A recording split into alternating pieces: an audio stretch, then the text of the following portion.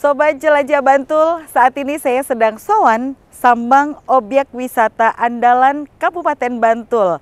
Dan saat ini tepat saya berdiri di kawasan pantai Goa Cemara, Kabupaten Bantul dengan potensi andalan berupa konservasi penyu. Mau tahu keseruannya? Yuk ikutin sampai selesai.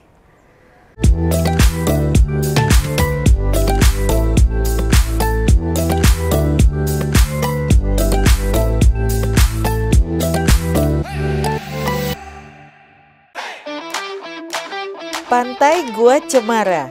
Kalau selama ini yang banyak masyarakat tahu tentang kawasan ini adalah sebagai kawasan pantai dengan potensi rimbunnya pohon cemara udang, ternyata kawasan ini juga menyimpan kekayaan lain loh. Ya, Pantai Goa Cemara ternyata menjadi rumah bagi ratusan penyu yang menggemaskan.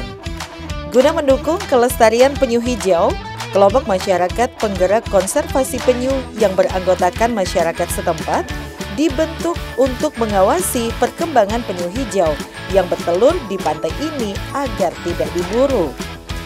Saat ini Pantai Goa Cemara maupun Balai Konservasi telah berkembang menjadi eduwisata yang menyenangkan di masyarakat. Tentunya juga bertujuan untuk mengkampanyekan kesadaran pelestarian lingkungan, terutama flora dan fauna yang ada di Pantai Goa Cemara, Kabupaten Bantul. Ya, Sobat Jelajah Bantul, saat ini saya sudah sowan sambang objek wisata andalan bersama Mas Fajar Subekti. Mas Fajar ini adalah sekretaris kelompok masyarakat penggerak konservasi penyu. Mas Fajar, sehat? Alhamdulillah sehat. Ngomong-ngomong penyunya juga sehat ya? Ya, alhamdulillah ini sudah masuk di akhir musim migrasi di tahun ini. Oh, sudah di akhir musim? Iya. Tapi ngomong-ngomong tentang konservasi penyu, ini kan menjadi sesuatu yang tidak di semua tempat ada. Yeah. Nah, kalau di Goa Cemara sendiri ini sudah mulai sejak kapan, Mas? Dan dulu latar belakangnya gimana sampai ada kegiatan yang sangat-sangat positif ini? Jadi untuk kelompok masyarakat penggerak konservasi penyu di Pantai Goa Cemara, kita mulai tahun 2010 itu awalnya adalah dari sosialisasi dari DKP dan BKSDA tentang undang-undang konservasi. Kita dibina, dididik untuk memulai kegiatan konservasi.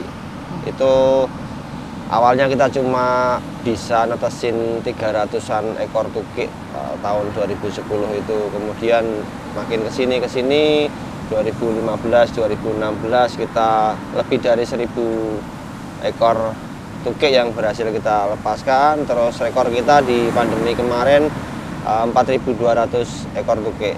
Itu setiap tahun? Ya, setiap tahun di musim migrasi. Oh, lumayan banyak ya. Artinya dulu asal muasalnya kok bisa terdeteksi di kawasan ini penyu-penyu itu bertelur, itu asal muasalnya gimana? Awalnya memang daerah kita itu menurut geografisnya kan kita ada di antara dua sungai besar, Opak sama Progo, yang membentuk seluruh bentang pesisir kita ini.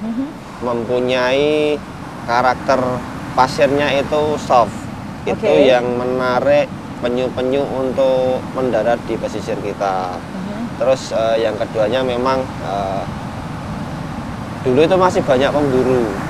Sebelum ada undang-undang konservasi, orang-orang tiap musim migrasi itu masih sering memburu. Jadi kemudian DKP sama BKSDA ke sini untuk awalnya untuk memberikan sosialisasi ke pemburu-pemburu itu.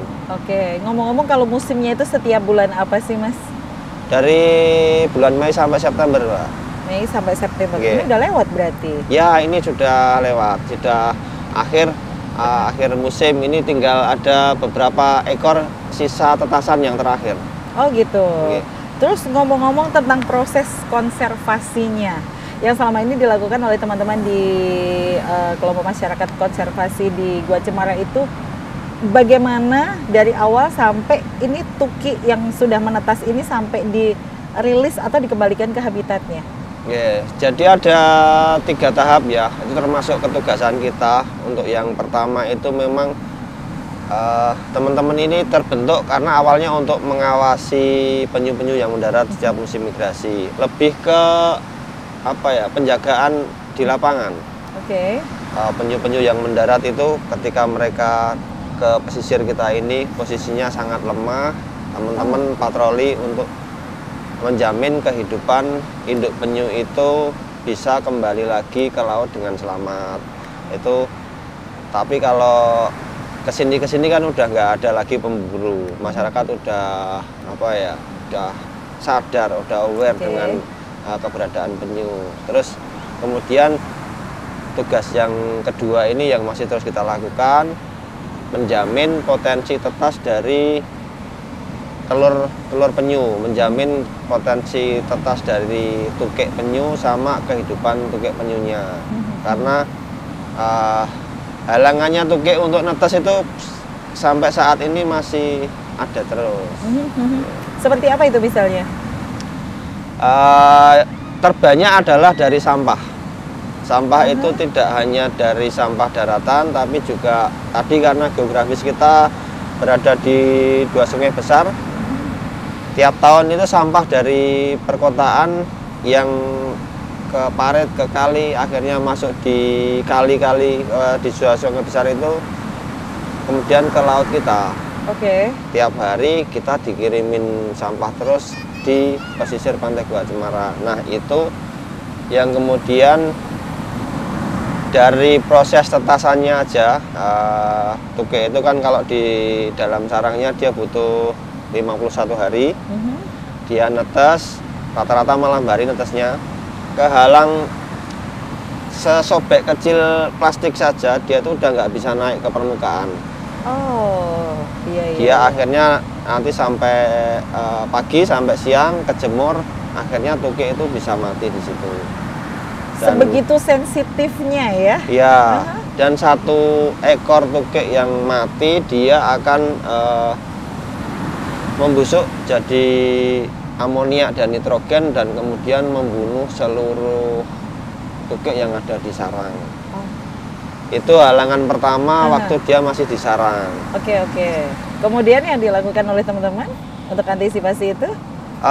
Kita patroli setiap kali musim migrasi itu kita patroli di sepanjang pesisir.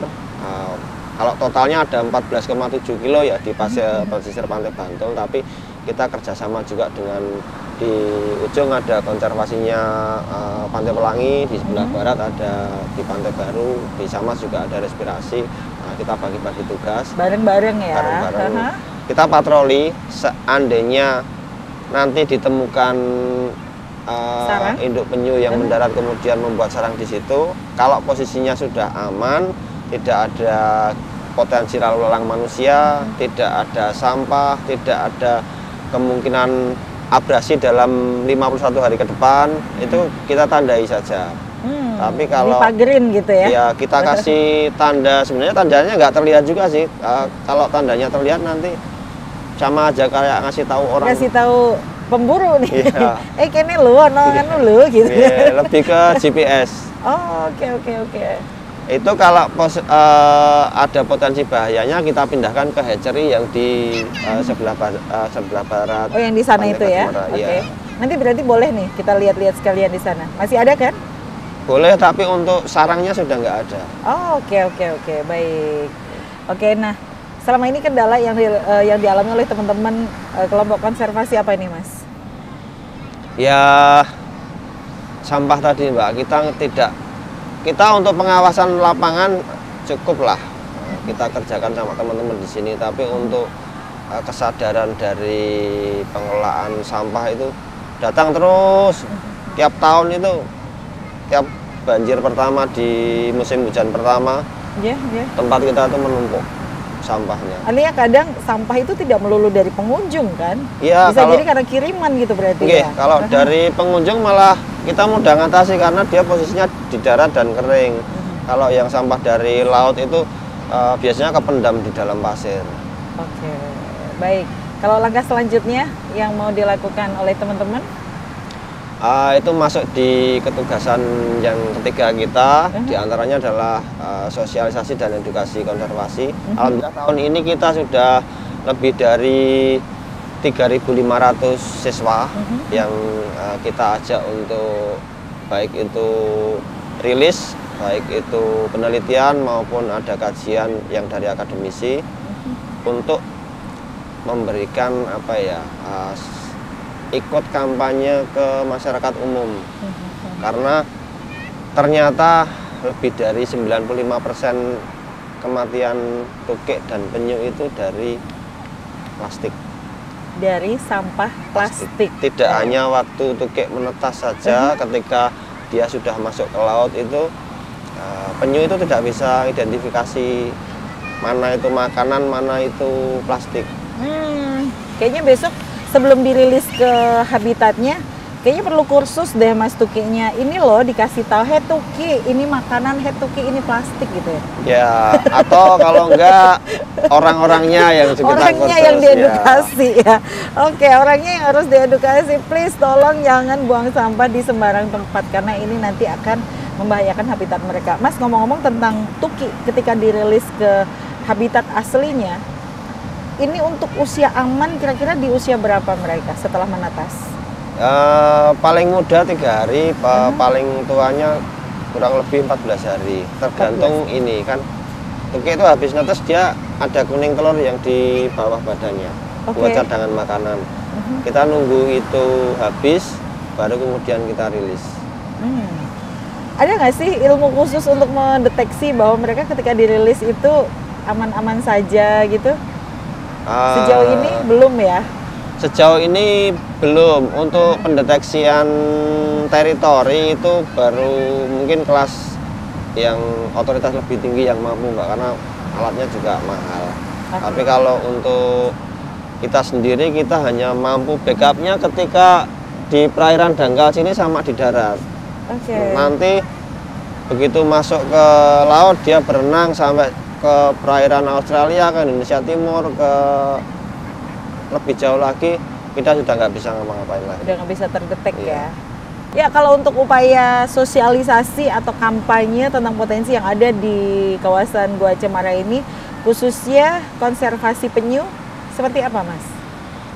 Jadi selain kita ngajak teman-teman dari akademisi dan dari sekolahan-sekolahan, kampanye kita itu karena memang operasional dari kelompok konservasi penyu itu kita diampu oleh Kokdares Pantai Gua Cemara, oleh pengelola Pantai Gua Cemara. Terus wisatanya sendiri kita dapat value branding dari konservasi penyu itu. Kemudian paket-paket edukasi itu kita kemas menjadi paket ekowisata di Pantai Gua Cemara. Nah, paket ekowisata boleh diceritain, ini menarik loh, artinya orang datang ke pantai itu nggak sekedar main air, karena bahaya ya kalau di sini main air, nggak sekedar main pasir, nggak sekedar menikmati terik matahari, tapi pasti ada sesuatu lebih nih. Boleh diceritain nih paket-paket edukasi atau yang lain yang dimiliki pantai ini? Kita ajak pengunjung, terutama yang pengunjung yang berkelompok itu untuk lebih menikmati kampung pesisir seperti yang kami rasakan sehari-hari. Kita ajak mereka ikut bagaimana menjaga sustainnya lingkungan di Pantai Gua Cemara. Bisa ikut patroli penyu waktu musim migrasi, bisa ikut rilis penyunya, bahkan bisa ikut nanti kalau mindahin air sama ngelola konservasi itu terbuka untuk teman-teman. Meskipun harus kita briefing dulu ya. Jangan asal ini ya, nanti malah jadi ngerecokin. Harus jadinya dalam pengawasan kita. Betul. Terus ada lagi, kita ada paket nanam pandan, ada nanam cemara, ada bisa ikut teman-teman dari pertanian juga di pesisir di Pantai Gua Cemara. Selain tentunya banyak lagi ya, kayak bersih pantai, kayak kemudian bikin-bikin art ataupun outbound di sekitaran sini. Baik. Nah, sebentar lagi juga mau diselenggarain pameran foto hasil lomba foto desa wisata ya. Numpang besok ya. Siap-siap. Tanggal berapa? Tanggal 20 ya. 20 sampai 22 kalau nggak salah ya. Nanti artinya bahwa para wisatawan bisa menikmati hasil jepretan kawan-kawan yang kemarin ikut lomba foto desa wisata di Kabupaten Bantul. Nanti foto-foto terpilih akan kita pajang di sini ya. Siap, keren. Oke, baik. Terakhir, boleh dibagi nomor handphone kontaknya biar nanti masyarakat lebih mudah untuk menghubungi? Boleh, bisa hubungi di WhatsApp 0812 212 2422. Tapi mohon bersabar kalau kami di pantai. Sinyalnya Senin Kamis ya. Iya.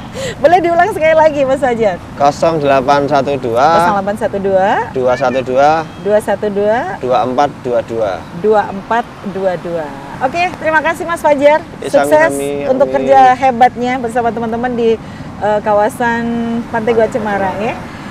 Baik, Sobat Jelajah Bantul, demikian bincang saya bersama Mas Fajar Subekti dari kelompok masyarakat penggerak konservasi penyu di kawasan Pantai Gua Cemara.